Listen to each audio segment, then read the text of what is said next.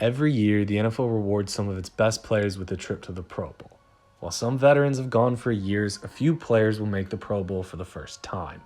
Here's my list of 5 players who, barring an injury, should make the Pro Bowl for the first time in their career. Number 1 on the list is Christian McCaffrey. And even saying this sounds weird, but it's true. McCaffrey did not make the Pro Bowl last year. In his second season in the league, he had the opposite of a sophomore slump and set the Carolina Panthers franchise record for all-purpose yards in a season with 1,965 total yards. His record-setting year was good enough to be named a second-team All-Pro, but he still didn't make the Pro Bowl. McCaffrey's playing even better in his third year in the league this year, and through Carolina's first 9 games, he has over 900 rushing yards and almost 400 receiving yards. His averages break out to be about 109 rushing yards per game and 44 receiving yards per game. If he continues those stats across the entire season, he'll finish with 1,744 rushing yards and 704 receiving yards for a total of 2,448 yards. Now, this total wouldn't just set a Carolina Panthers record. He'd be less than 100 yards away from setting the NFL record for yards from scrimmage in a single season. If a record-setting performance isn't good enough to get McCaffrey into the Pro Bowl, honestly, I don't know what will be. Second name on my list is another running back, Dalvin Cook. I didn't think any of us would have thought that going into Week 11 of the NFL season, the league's leading rusher would be Cook. He's got more rushing yards than Gurley, Kamara, Elliott, and even Christian McCaffrey, who I just talked about. Right now, Cook has 991 yards. If he continues his pace, he'll have almost 1,600 rushing yards on the season. Now, this all is probably due to the fact that he's still healthy. If you go back to his rookie year in 2017, Cook has missed at least 5 games in any season because of an injury.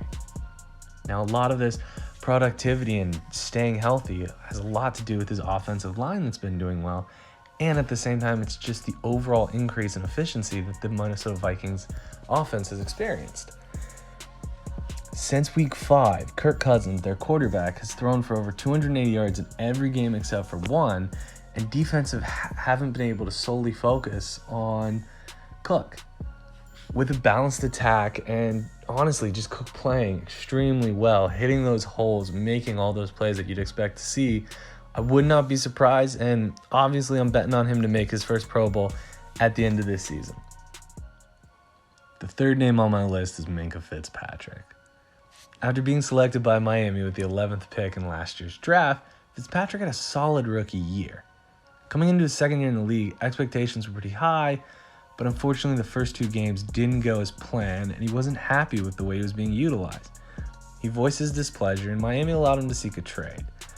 Pretty quickly after that, the Steelers came in and were able to trade for him.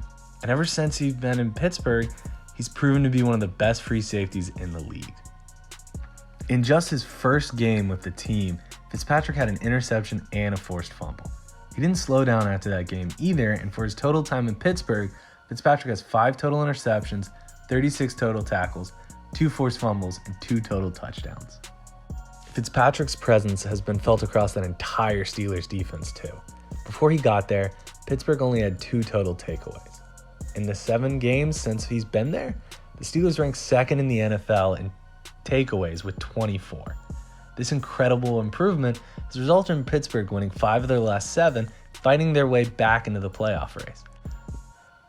Fitzpatrick's going to continue this incredible play, continue to contribute to a team that's in the hunt, and definitely make his first Pro Bowl. It's not bad for a guy who started his year in Miami either.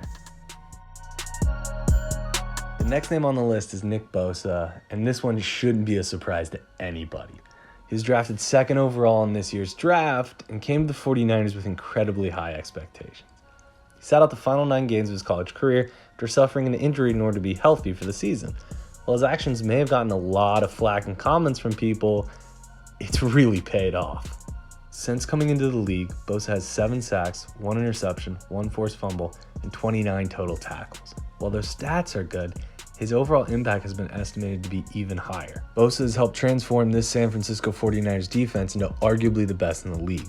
The Niners rank 2nd in total yards per game allowed in the NFL, 2nd in total sacks, and they are 3rd in the NFL in takeaways.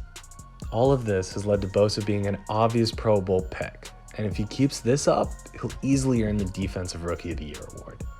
But let's go farther than that. There's several people on ESPN and some of these other channels that are talking about Bosa being in the consideration for the Defensive Player of the Year award because of how amazing he's been playing. With all that being said, again, obvious Pro Bowl pick. What better way to finish this list than with the potential MVP of the league, Lamar Jackson? After starting only 7 of the 16 games he played in last year, the Baltimore Ravens had enough faith in Jackson to trade away their one-time Super Bowl MVP quarterback, Joe Flacco. Jackson has rewarded Baltimore's trust in him by being nothing short of amazing. Through Week 10, he has over 2,000 passing yards and over 700 rushing yards. To put his rushing stats into perspective, he currently has the 11th most rushing yards in the NFL. That's more yards than Aaron Jones, Le'Veon Bell, Todd Gurley, and Mark Ingram, which is Baltimore's own running back. Now, don't be confused, he isn't just a good runner. In the first game of the season, he became the youngest quarterback to achieve a perfect passer rating by going 17-20 for 324 yards and 5 touchdowns. In the second game of the season, Jackson threw for 2 more touchdowns, which set the Ravens' franchise record for most touchdown passes in the team's first 2 games in a season. He also became the first player in NFL history to pass for more than 250 yards and rush for 120 yards in 1 game. In the 9th game of the season, Jackson helped the Ravens absolutely dismantle the Bengals by a score of 49-13. He threw for 223 yards and 3 touchdowns and finished with another perfect passer rating. Because of this, he became only the 2nd player in NFL history to produce 2 perfect passer ratings in the same season. All of this incredible play has led to many pundits and insiders claiming that Jackson is the frontrunner for the MVP.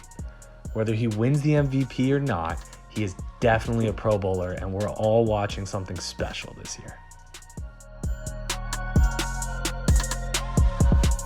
So that's my list of 5 players who should definitely make their first Pro Bowl at the end of the year. Thanks for listening, everybody. Remember to subscribe. I'll be putting more of these videos on college and professional football out more often. So sit back, subscribe, and enjoy. Thanks, guys. Bye.